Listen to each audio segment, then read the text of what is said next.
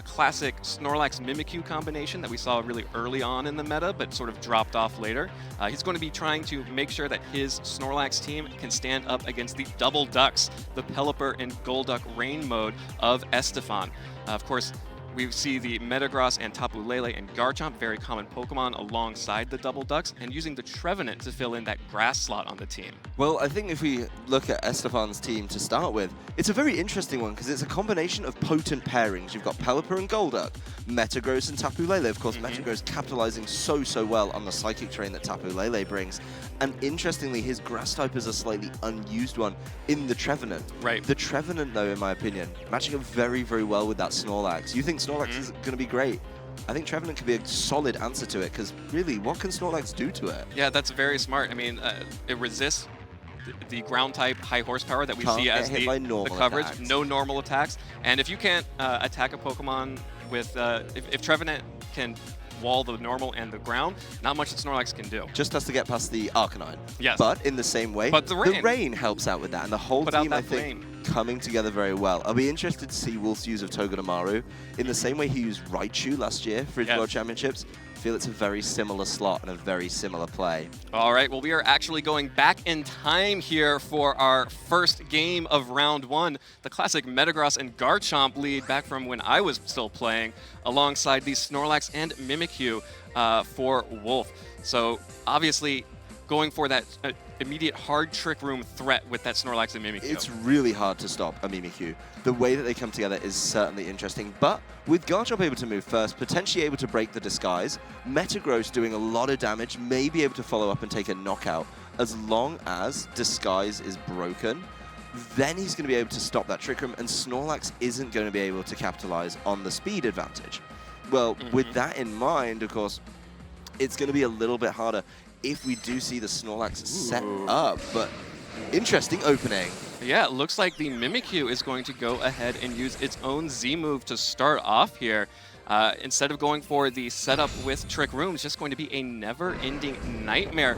Going to target down that Metagross, trying to make sure that Snorlax has no offensive pressure to worry about on Estephan's side. Of course, Steel no longer resisting that Ghost type means it's going to be a super effective hit. And Wolfe picking up the first KO of the game. Garchomp just going for the Rock Slide here will be able to pop the disguise of Mimikyu, deal a little bit of damage to Snorlax as well. Would love to get a... Oh, that's so sad.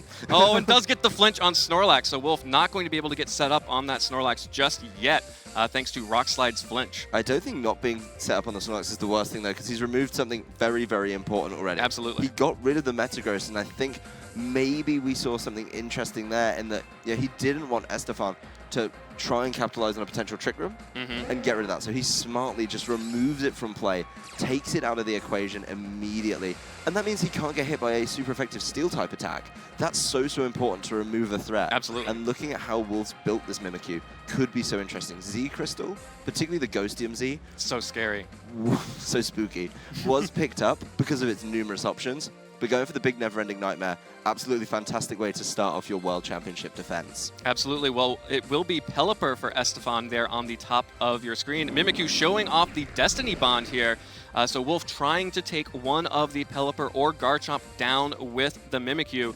Earthquake not affecting Pelipper thanks to its flying type. Will deal damage to Mimikyu and Snorlax. A lot of damage to Mimikyu. Pelipper, though, goes for the Hurricane onto Mimikyu. So this is big. That's a huge deal there. Mimikyu will faint and bring Pelipper with it.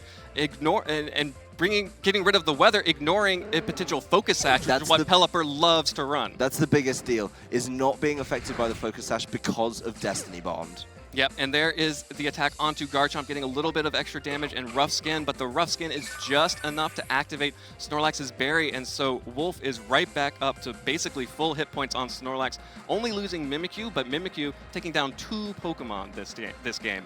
That's a lot for a setup Pokemon. Getting the value out of Mimikyu is something that I think is going to be important to Wolfe's team. And we see, very importantly, ignores the Focus Sash, takes Pelipper with it, basically takes out Metagross with no concerns at all, and he should be in a pretty solid position. We do see Estephan's final Pokemon, and it's actually not going to be the Golduck to capitalize on the rain. Yeah. So a curious team selection from Estephan here, but bringing that Kartana onto the field from Wolfe's side, pretty strong play right now. It can outspeed the Garchomp, maybe pick out a knockout there.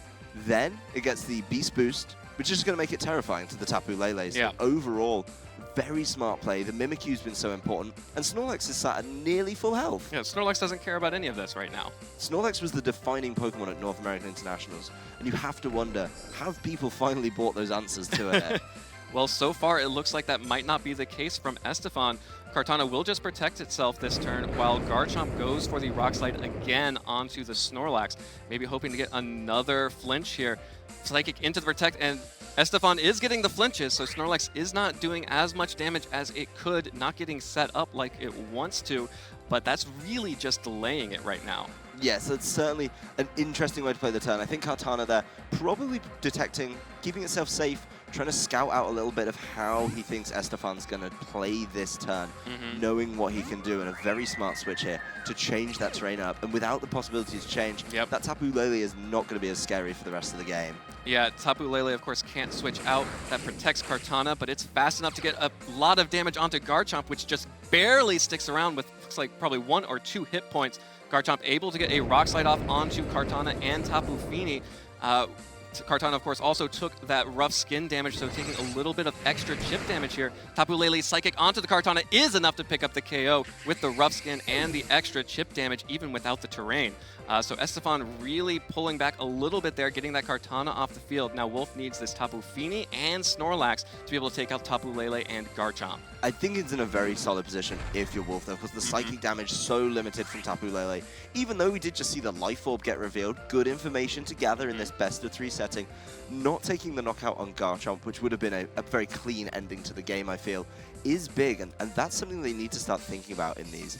How these damage calculations are falling, what you can knock out with what, and knowing how this matches up, I feel very interested to see there wasn't the knockout with the Leaf Blade from Kartana there. Ooh, Tapu Lele showing Thunderbolt onto Tapu Fini, super effective, but Tapu Fini is very bulky. Wolfe will keep that Pokemon around. Rock Slide, though, will connect onto both Pokemon, so the Rock Slide plus the Thunderbolt will be enough to pick up the KO onto Tapu Fini, and a critical hit onto Snorlax as well, and another flinch! Wolfe's Snorlax just not able to move. Well, we do see Snorlax didn't actually set up earlier in the game, and we do see Estephan giving away a lot of information here. He's given away the knowledge of Life Orb. He started showing Tapu Lele's moveset, but that's what he needs to do to swing it back. If he gets the win, that's worth it. Yeah, it's information you can't conceal when a victory right off the bat in the World Championships is on the line. There's the Moonblast coming in from Tapu Lele, deals a lot of damage back to Snorlax. Snorlax has not been able to recover, get any kind of recycle berries, and the Poison Jab from the Garchomp, and Estephan Valdebenito taking Game 1 over our defending world champion. Latin America is not a region to be trifled with. A lot of people say it. It's repeated over and over. And it didn't look great. We were talking middle of the game. Ooh, Mimikyu's taken a number of knockouts. Just wasn't enough, was it? Yeah, a lot of those techs on Tapu Lele. That Thunderbolt had to have been a little bit surprising there. Really good for matching up against, opposing rain teams, or if you really think that Tapu Fini is going to be the call here at Worlds. And so far, Estephan looks like he's making the right calls there. Wolfe, I think, played very well. You have to think if you didn't get some of those flinches, Snorlax may have been able to take over that game. So we'll have to see how these players adjust. The flinches definitely helped, and you can't rely on them in Game 2. But you've given Wolfe so much information. It's a really dangerous thing to do against Wolfe, of course. He gave up information on Poison Jab on his Garchomp, which is almost common, but not on every single one. Then you've got a ton of information about this Tapu Lele, the Thunderbolt. Really, really important. The fact he didn't bring both of the ducks. Something we see really could affect his decision-making coming into Game 2. I would be curious to see how much the Tapu Fini is going to get bought. Now it's a little more scared of Tapu Lele. They've both picked a team without Tapu Koko, which was the dominant Tapu Pokemon in the recent North American Internationals. Mixing it up, and I think Tapu Fini has to be played to really deny offensive terrains from the Tapu Lele, from the Tapu Bulu, and from the Tapu Koko. In this case, he did deny the terrain, but it was kind of nullified by that Thunderbolt being there on the Tapu Lele. So very interesting team. Falling short on the knockout on Garchomp, I think, is going to be very interesting to see how this Garchomp is trained. We noticed in the order it's been moving. Been moving very, very slowly. And that's information about maybe the way it's been trained to be a little bulkier, take more hits. Taking that Leaf Blade was essential. Absolutely. Just being able to stay up at that 1 or 2 hit points, continue to fire off rock slides, and pick up the finishing hit with that poison jab. 1 hit point goes a long way. Yeah, you can stick around, and that's why the focus dash item has been so essential in the video game championships. All right, well, we are going to see Trevenant out on the field alongside Garchomp for Estephan. Of course, Wolfe will go with the Snorlax and Mimikyu lead once again. So Wolfe trying to keep things pretty similar. And then Estephan shaking things up a little bit despite winning that first game. Well, we do see the Trevenant coming in to basically try and beat the Snorlax. Of course, Flinch has beat it in game 1, but you don't want to rely on those, and Trevenant having a number of options. Not getting hit is one of them, and of course getting Will-O-Wisp back in return is another pretty useful one. In the same vein, it's facing off against a Mimikyu. We saw Mimikyu in game 1. Never-ending nightmare. Right off the bat, take a knockout on Metagross. Yep. If it can get a knockout on Metagross, the Ghost-type Trevenant probably not sticking around too long. So that's something he's going to have to be scared of. I'm sure Estephan would love to, keep it in, but it's probably not going to be the best thing.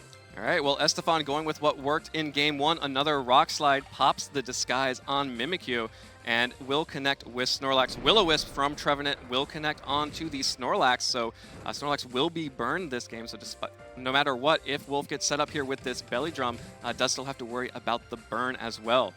So this Belly Drum will drop Snorlax's hit points and then activate the Berry, so Snorlax can heal right back up to where it was when it got hit by that Rock Slide. And then Mimikyu, flinched through the disguise, so Mimikyu not able to set up Trick Room here. That's going to be a really big deal for Wolfe. Yeah, we see Wolfe trying to make an adaptation and trying to make a prediction based on what he saw. He gave away the information of Never-Ending Nightmare in game 1, so he thinks about it as we play game 2. A lot of people may be wondering, why didn't he just take the knockout? Why didn't he go for it? And that's because he's making assumptions of what his opponent's going to do. He thinks Estephan's going to remove Trevenant from play so it doesn't get knocked out, and he's going to be at his leisure to set up the Trick Room. Absolutely. But he wasn't. He got caught by the Rock Slide, and Trevenant managed to get that burn down on Snorlax. So even though the Belly Drum's in play, not quite as preposterous amounts of damage coming out. All right, well, Wolfe is trying to make something out of this with a Destiny Bond from Mimikyu again. Garchomp will just be able to fire off an Earthquake, and it's looking very similar to turn 2 of game 1 right now. A lot of damage onto Mimikyu, a little bit onto Snorlax. Trevenant, though, will just go for the Wood Hammer onto that Snorlax, trying to squish that thick Snorlax. Not enough damage to pick up the KO, and of course, wasting the turn of Destiny Bond on Wolfe's side. Wolfe will be able to recover up with this Figgy Berry again, but if Estephan can keep getting free damage on Snorlax, that recycle's just not going to be enough. Yeah, that's going to be really important that he can keep the Snorlax around, especially because Trick Room hasn't been set up. It does make it a little harder to keep your Snorlax around. Right. But after you've set a Belly Drum, you really need to get something out of it. You've got to get good value out of that setup. Absolutely. That's so essential. And Mimikyu now, low down on health, poses an interesting problem to Estephan. He could take the knockout and take a numerical Pokemon advantage, but he has to be so scared of Destiny Bond. And knowing that it goes first because of the way these Pokemon are ordered in speed, how we've seen that previous turn play out, he just has to be careful. If he takes the knockout, will he give up something so essential, or could he potentially let Trevenant go for it? All right, well, looks like Wolfe is just going to go on the offensive here, using his Z move as well. Just again on the Mimikyu.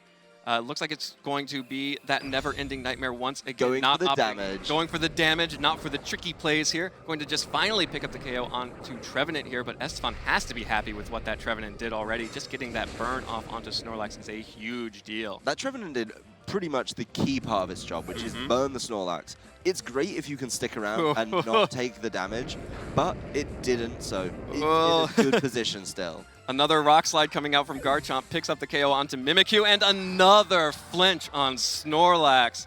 That is not what you want to happen in Game 2. When you're already down 1 game as well. People do say where there's a Rock Slide, there's a way. And even though it's not the most damaging move, it seems to be paying off for him. It's one of those decisions you have to make.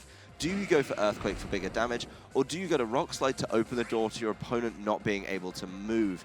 They are both equal in the Pokemon count, but I really like the position with a healthy Metagross and Garchomp on Estephan's side of the field. We know Kartana can't knock it out easily either. Yeah, it would take at least 2 hits from that Kartana to knock out that Garchomp. Snorlax, of course, is one of Wolfe's biggest threats on his team, And at this position, without Trick Room burnt, not much it can do, but Substitute Kartana is something that can turn this game around. But Garchomp's showing Fire Fang onto Kartana will be more than enough to bust that Substitute. 4x super effective attack there. So Estephan did have some things still hidden up his sleeve for Game 2, showing Hammer Arm on that Metagross as well, definitely showing that Snorlax is not safe. Yeah, showing off a number of tricks that he's basically trying to counter things with, and I think this Garchomp is an interesting one. It's slower, it's bulkier, and can take Leaf Blades very comfortably from Kartana, and it can hit back with a Fire Fang. That's a very interesting choice of move to basically make sure, and now we've seen 4 attacks, we can maybe make it inkling about what the item is on there. No Protect on your Garchomp is a risky play to make. Yeah, but you're getting the bonuses from Assault Vest, it can be worth it. It's so worth it, especially with some of these kind of neutral but special attacks coming out, attacking with these special attacks that rather than the physical. Metagross as well, showing Hammer Arm. We've seen that a little bit at regionals this year, but bringing it to the World Championships, admitting this is a call.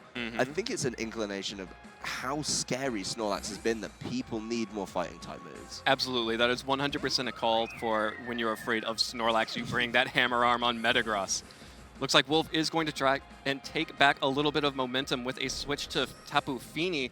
Kartana just going to detect itself, trying to protect for one more turn, while Garchomp gets a Fire Fang into the detect. Metagross just going for the Hammer Arm will do a little bit of damage to that Tapu Fini, but Wolfe protecting his Snorlax. Of course, the speed drop on Metagross, not irrelevant here most likely. We'll make sure that Metagross is the slowest thing on the field, at least for now. And if another Hammer Arm comes through, Snorlax may be able to get some damage off from that Metagross if Wolfe can pick up a KO on this Garchomp. Yeah, I think that's a very smart play to bring the Tapu Fini in from Wolfe, and this is one of those kind of trademarks of his play, something that won him his World Championships, was very smart switching to not take much damage on the way in. So knowing a fighting type move is going to come in, Tapu Fini is a fantastic switch. He does need to get some damage out with Tapu Fini, take some damage on something like the Garchomp, try and get it with a Moonblast, should be in a good position there. But I will say Estephan looks very content with that switch that just got made. Yeah, Kartana switches out for Snorlax while Poison Jab from that Garchomp deals so much damage to Tapu Fini. Wolfe going for some of the RNG of his own with that Muddy Water. Will connect with both the Metagross and Garchomp. Wants to see some accuracy drops, does get it on Garchomp, does not get it on Metagross, and it's going to be the all-out pummeling. More tricks coming out from Estephan's side of the field. He looked comfortable in the switch. I think he knows where he's going to be hitting it, and seeing that Snorlax was probably a delight for him. Absolutely. All-out pummeling based off Hammer Arm. Going to be doing a lot of damage. Those aren't legs, those are fists, and it's going to be a lot of damage onto Snorlax. Estephan picks up that KO on the switch-in. Pretty smart target anyway, because that would probably deal a lot of damage to Kartana regardless. Course, even through a potential doubled attack. But happy to pick up the KO onto Snorlax. That's one of Wolfe's threats out of the way. But Wolfe does get to send Kartana back out here, and getting the accuracy drop onto Garchomp is pretty big. Yeah. Now it is not guaranteed that Estephan will be able to hit all of his attacks. Well, Fire Fang can already miss. It's not 100% accurate. So maybe trying to buy a little more time there. But Metagross is still going to be a problem, and this Tapu Fini needs to do a little bit more before it gets knocked out. Kartana is probably going to be able to deal with both of these with some decent neutral hits, but Kartana doesn't have anything that's super effective against either of these in most of its move pools. We've seen it carrying Detect and Substitute, so it only has 2 moves. Sacred Sword and Leaf Blade are going to struggle. Ooh, goes for... Oh, the Poison Jab misses! Tapu Fini able to get the Muddy Water off. That accuracy drop coming up huge, so Tapu Fini survives one more turn. Muddy Water will pick up the KO on Metagross, and another accuracy drop onto Garchomp. Now, with that 2 Muddy Waters, that should be within range for Kartana to pick up the KO here with Leaf Blade. Huge miss there from that Muddy Water accuracy drop onto Poison Jab. But now, Estephan's final Pokemon is Tapu Lele. Yes, and this Tapu Lele is bringing its own terrain, so any of its Psychic type attacks are going to be in a really good position. You have to put yourself in Wolfe's shoes a little bit and wonder how he targets things down. He needs to start taking knockouts quickly. Maybe he only has 1 turn to protect Tapu Fini, and you have to wonder if Kartana is able to deal with this Tapu Lele. Right. We know it doesn't have Smart Strike, so it doesn't have a Steel type attack, but it needs something else dealing big damage. I think investing in Tapu Lele, removing that from play, and hoping that the accuracy drops from the Garchomp are enough to keep it in check. that's how Wolfe's going to have to swing this game very, very quickly back in his favor. Absolutely. We already know that Estephan can pick up whichever KO he pleases with that Tapu Lele, but Wolfe, using that substitute, will be able to protect itself from an attack here, though. Tapu Lele goes for the Psychic onto the substitute, so Kartana will tank that. Not going for the Detect, just going for the substitute in the hopes that maybe Estephan would have targeted down that Tapu Fini and get a free substitute, but probably pretty happy about that. Fire Fang connects, though. 2 Muddy Water accuracy drops, but the Fire Fang connects when it counts. Tapu Fini all alone now against the Tapu Lele and the Garchomp. Garchomp avoids the first Muddy Water, but will connect with Tapu Lele. And if Wolfe can get some accuracy drops here, may have a chance, but not going to get it. And that's going to be game. And Estephan is going to take down our defending world champion in just one more turn. 2-0 as 2-0. well. A very, very comfortable, a real landmark win for something like the Latin America region. But it was just played very, very well throughout. I do think that, you know, a little bit fortunate to hit the Fire Fang through the double accuracy drops, but smart targeting. You have to see what Estephan's thought pattern was there. He respected that the Kartana was going to be the thing that could swing it back in Wolfe's favor, and then immediately double targeted it, so even with a substitute. Yep. Unless there was